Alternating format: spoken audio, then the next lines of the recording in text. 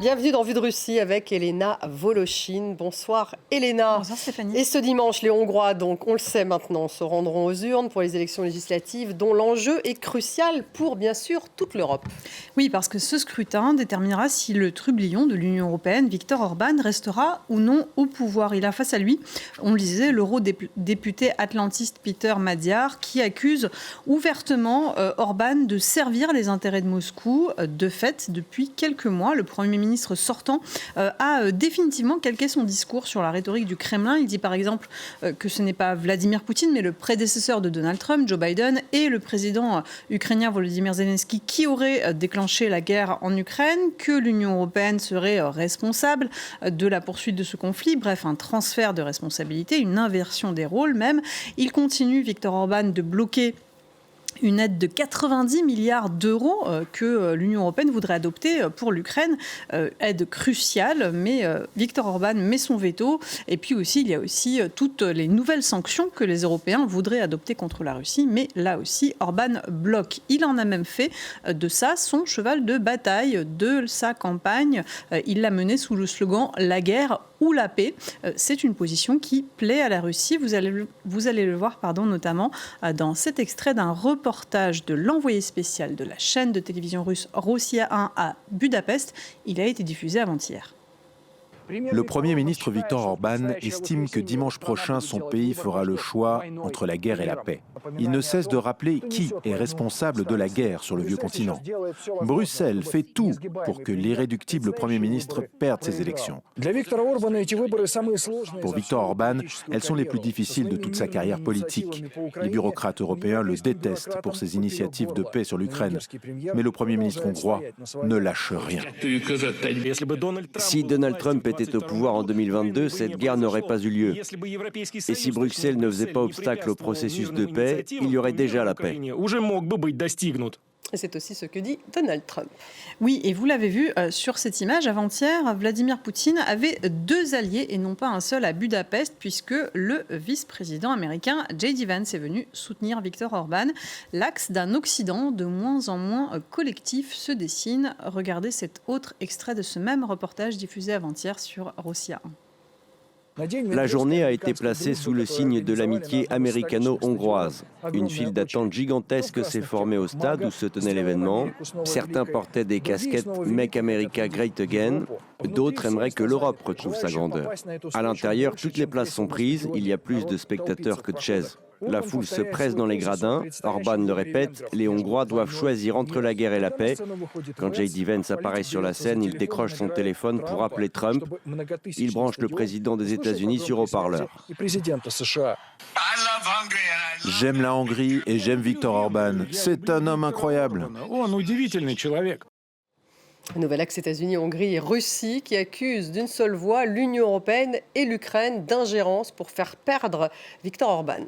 Oui, et un axe qui semble aussi avoir la Serbie dans son camp. Dimanche dernier, le président serbe Aleksandar Vučić a annoncé avoir déjoué un mystérieux attentat contre un tronçon du gazoduc passant par la Turquie et la Serbie qui alimente la Hongrie et la Slovaquie en gaz russe. Viktor Orban a immédiatement convoqué son conseil de défense. La propagande russe s'est emparée de l'histoire.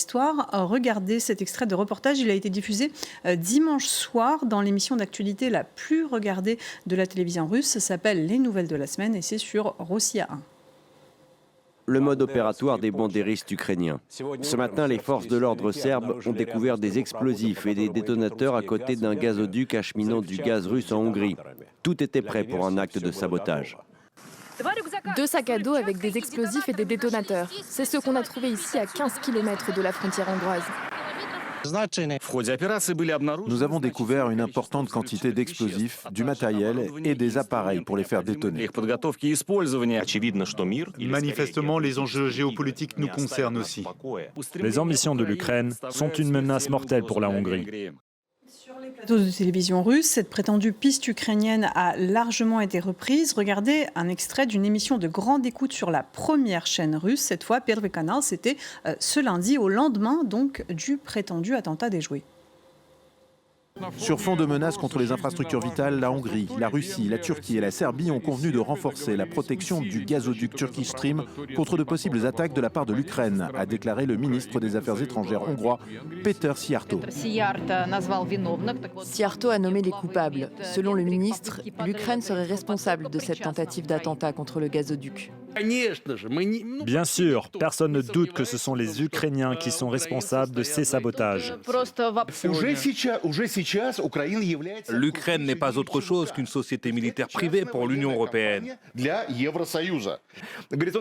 L'objectif de l'Ukraine, c'est d'influencer les élections en Hongrie, mais cela servira sans doute plutôt Orban. L'Ukraine a formellement démenti toute implication.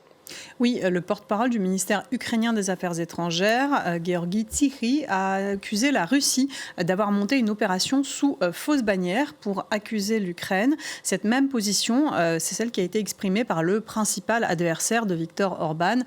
On le disait, Péter Magyar, le candidat d'opposition, a même été jusqu'à accuser le Premier ministre hongrois d'avoir fait venir des agents russes pour l'aider dans sa campagne. Et il n'est pas le seul à proférer ces accusations. Ce lundi, le média d'investigation en ligne Visquare a publié une enquête citant des sources européennes qui affirment que leur service de renseignement aurait identifié au moins 3 agents russes du renseignement militaire qui seraient arrivés à Budapest grâce à des passeports diplomatiques ou des passeports de service. Ils seraient là pour mener des campagnes de déstabilisation sur Internet. Le tout serait coordonné par un certain Sergueï Kirienko, c'est l'artisan du Kremlin en matière d'ingérence et de guerre informationnelle. Et en parlant de guerre informationnelle, hier, le SVR, le service de renseignement extérieur de la Russie, a une fois de plus brandi la menace d'un réarmement nucléaire européen. Oui, dernièrement, le SVR multiplie ses communiqués. Ils sont repris mot pour mot d'un communiqué à l'autre et par les chaînes de télévision russes. Regardez 2 extraits de journaux télévisés russes, donc c'était hier. L'Union européenne a décidé de créer sa propre arme nucléaire et y travaille en secret. C'est ce qu'a annoncé aujourd'hui notre service du renseignement extérieur. Pour les têtes nucléaires, ils veulent utiliser le combustible des centrales qui ont été fermées. Les scientifiques allemands, eux, pourraient dans quelques semaines obtenir du plutonium militaire et de l'uranium. Selon le SVR, pour détourner l'attention, Bruxelles fera semblant de vouloir continuer à profiter du parapluie nucléaire américain. La Russie attire l'attention de l'administration américaine et des dirigeants d'autres pays sur la nécessité d'empêcher l'Union européenne de se doter de sa propre arme nucléaire. Bon, c'est ce qu'on appelle une fausse information. Oui, il n'y a évidemment pas de programme nucléaire secret pour fabriquer une arme atomique qui serait celle de l'Union européenne, mais bel et bien des discussions sur comment se protéger face à la menace russe, alors que Donald Trump menace, lui, de se retirer de l'OTAN. Mais ces discours, ils servent à la propagande russe pour ériger l'Europe comme une nouvelle menace existentielle pour la Russie. Sur les plateaux de télévision russes, on appelle une nouvelle fois à une riposte à la hauteur, une riposte préventive même. Écoutez ce qu'en disait ce député, il s'appelle Andrei Kartapolov, il est général et ancien vice-ministre de la Défense. Il était dimanche dernier l'invité d'une émission de grande écoute sur la chaîne Rossiya. Les tentatives d'attirer l'Ukraine dans un bloc militaire sont incontestablement dirigées contre la Russie et elles doivent entraîner les conséquences les plus graves et les plus néfastes pour les Européens. Pas pour tous évidemment, mais pour les pays qui mènent une politique ouvertement hostile à notre pays. Et pour ça, n'importe quelle arme est justifiée et n'importe quel moyen est bon. Mais nous n'aurons rien à nous reprocher. Frapper les pays ennemis avec les armes les plus terribles et épargner les alliés, c'est le même discours finalement que celui de Viktor Orban lorsqu'il propose de choisir la guerre ou la paix avec la Russie. Un épouvantail qui séduit une partie de l'électorat hongrois, mais le prétexte d'une guerre avec la Russie au profit finalement d'une politique favorable à Moscou suffira-t-il à maintenir l'allié russe à la tête de la Hongrie ? Eh bien, réponse ce dimanche dans les urnes.